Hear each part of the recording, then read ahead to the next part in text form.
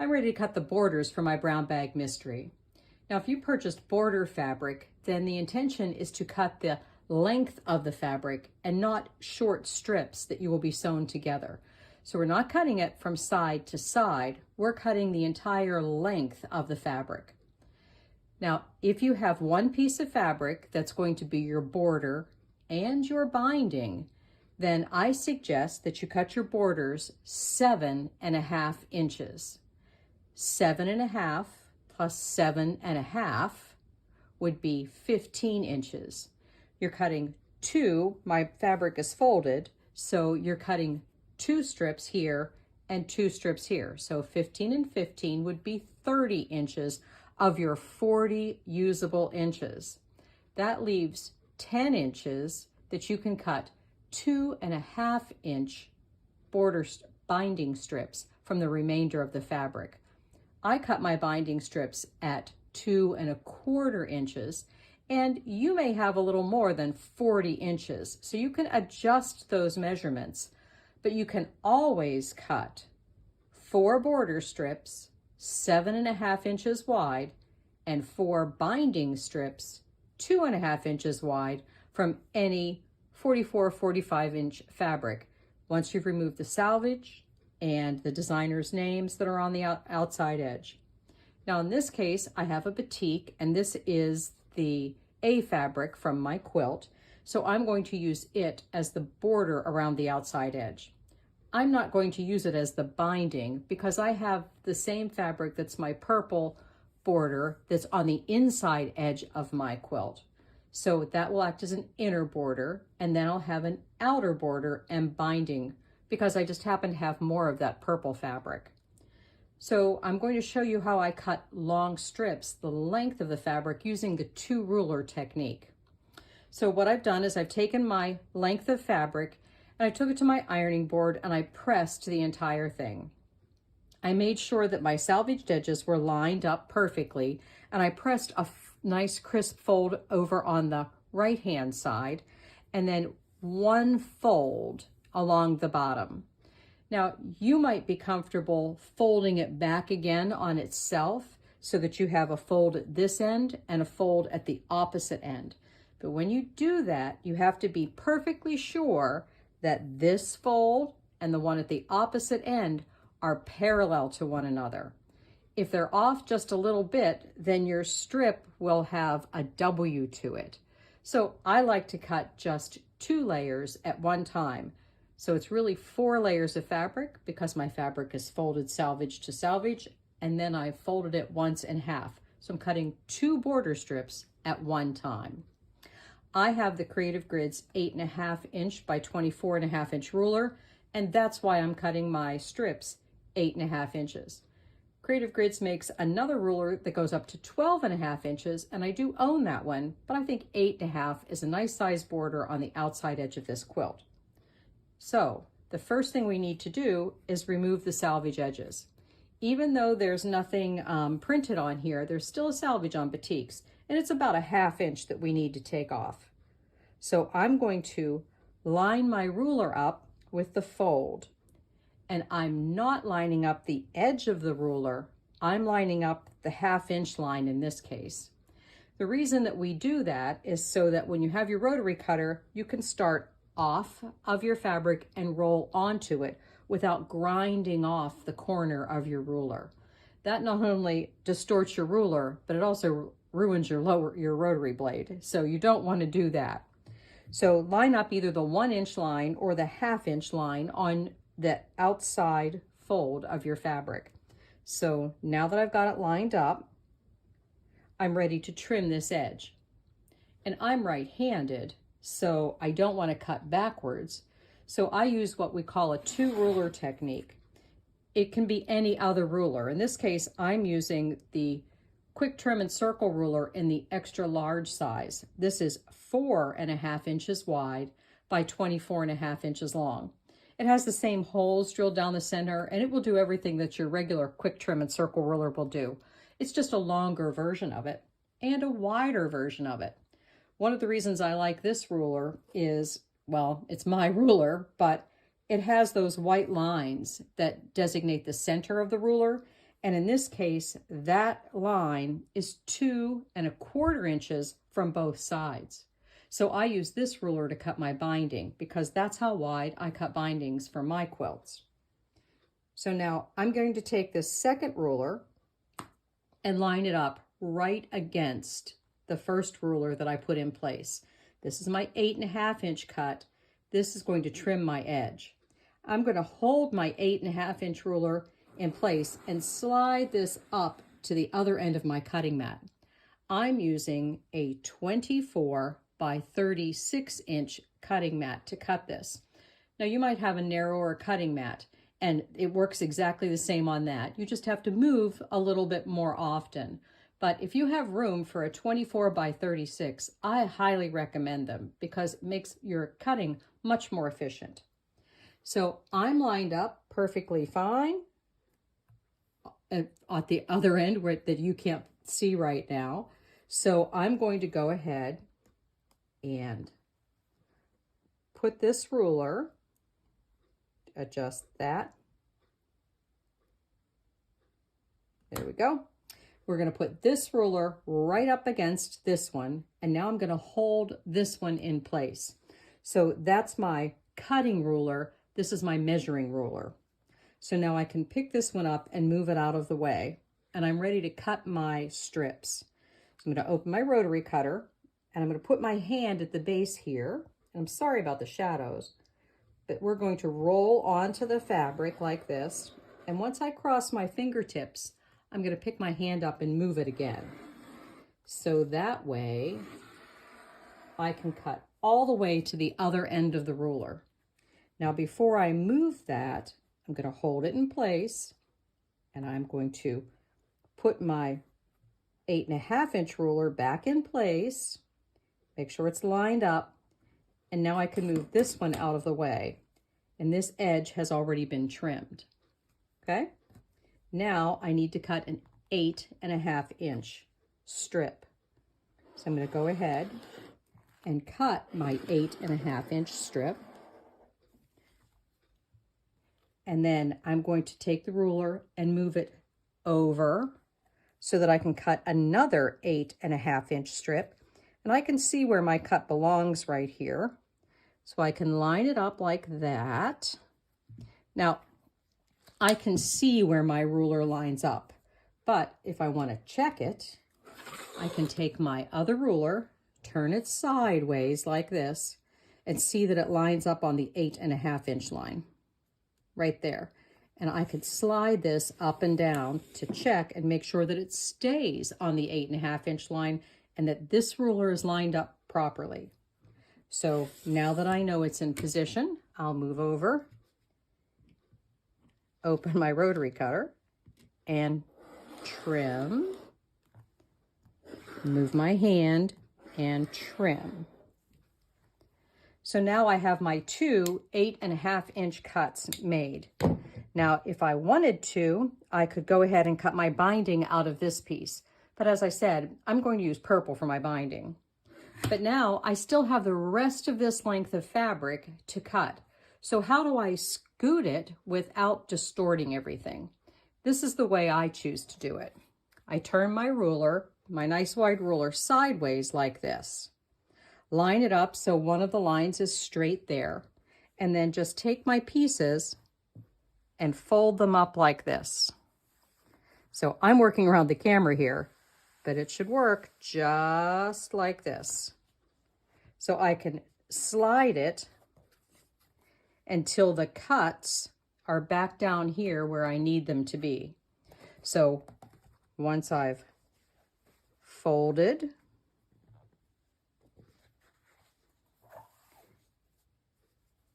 and slid my fabric down, I can go back to lining it up. Now, if I wasn't cutting the borders the same width as my ruler, then I'd be lining it up, trimming this edge, moving the ruler over to the proper line, and trimming again. But right now, I'm all lined up. You can see where my cut is right here. And I'm lined up on this edge. So we're going to go back to the exact same process. And I can do this as many times as I need to the entire way across the fabric. And I won't have any bends in my fabric. So move this out of the way, open my cutter, keep moving my hand as I cut across the fabric. Now, put the ruler back in place. Move this one out of the way. There's my trim. And now I can trim my second. Move my ruler and trim the second border strip. There's my spot.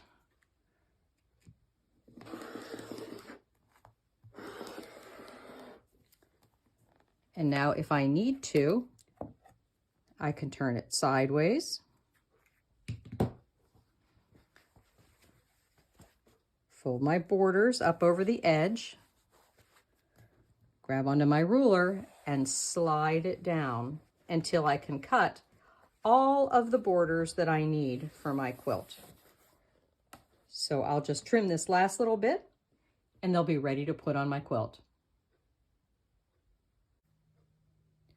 Now that we have cut your border lengths, we're ready to add them to your quilt top. Before we add them to the quilt top, what we want to do is measure your quilt top so that you're going to measure the left and right side and see that they measure the same. That's where having an extra large 120-inch tape will come in handy. I think every quilter should have one of these so that you can measure your borders properly. Now what we're going to do is measure the left and right side and see that they measure the same. If they don't measure the same, and they're about a ½ inch off between the left and the right side, you can kind of ease that in. We're going to cut our left and right borders to the measurement in between. So for instance, if it measured 60½ inches on this side and 60 inches on that side, then we would measure 60¼ inches for our borders, and we would ease one in a little bit and stretch one just a little bit. Now, if it's more than a ½ inch off from side to side, and that's possible because, you know, seams slip a little bit, sometimes things happen. What you want to do is you want to look at both sides and see if one of your seams or more is a little bit too heavy or possibly a little bit too light. Maybe it slipped as you got to the end of that row. So when you put that together, you can adjust your seams or you can ease things to fit if it's just a little bit.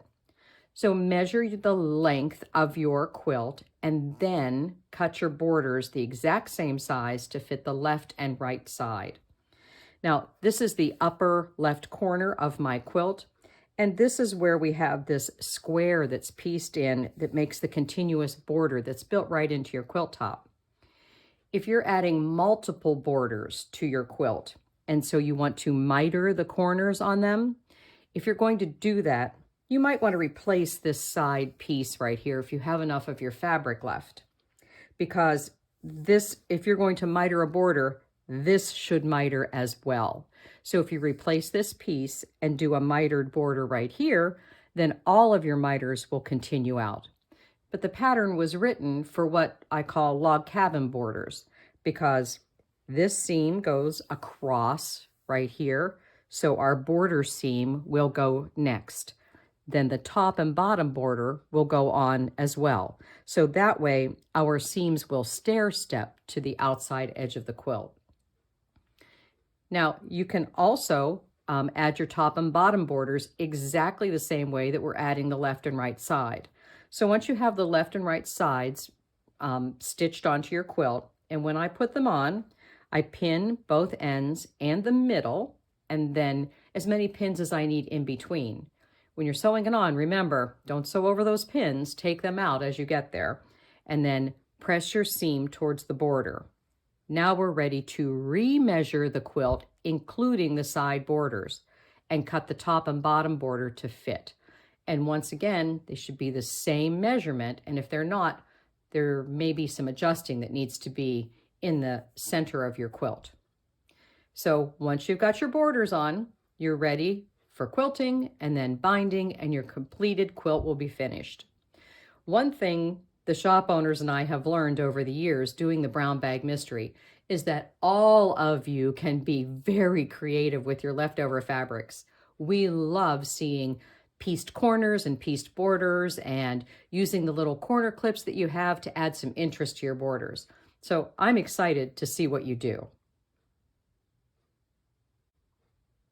I know that more than a few of you are considering enlarging your quilts so that they will fit a bed. If you use the instructions provided to cut the 7.5-inch borders for all 4 sides of your quilt, you're actually adding 7 inches to each side for a total of 14 inches. Right now, the current quilt top measures 55 by 75, which is a generous sofa throw. If you add the 14 inches of border width, then your quilt will measure 69 inches by 89 inches, which falls right into the category of a twin size quilt. So if twin size is your goal, add those 7-inch borders that would be cut 7.5, and you're ready to go. Now, if you're thinking even larger than that, perhaps you'd like a queen size quilt. Well, a queen size mattress measures 60 inches wide by 80 inches long. In order to make our 55-inch wide quilt top fit, you would have to add a minimum of a 2.5-inch finished border on each side. But then you have to consider the drop that goes on the side. So our quilt top goes across the top, and then we need the fall, the drop that goes on each side. You want to make a quilt that fits a bed to go all the way down the side past where the break between the mattress and the box springs are. You also want to add additional length to that to account for the amount of shrink that's going to happen when you quilt your quilt. So there's a puckering that happens when the quilting is performed, and it shrinks your quilt up. Depending on the amount of quilting you have, that will adjust the different amount of shrink that you have. Heavily quilted quilts tend to shrink more than lightly quilted quilts. Also, there's something else you need to consider. So this is the standard bed sizes for the beds in the United States, and these are flat sheet sizes. So as you can see, a queen size flat sheet measures 90 inches wide by 102 long. So you want to make sure that your quilt will cover the sheet plus additional drop. So you need 90 inches of width plus the extra for shrink to go along with it. You don't ever want to make your quilt smaller than your bed sheet, or the bed sheet extends longer than the quilt, and it kind of looks like your slip is hanging.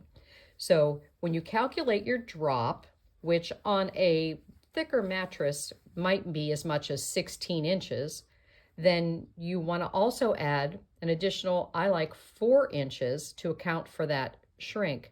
So the fall on both sides of my queen size bed would be 20 inches before I quilted my quilt.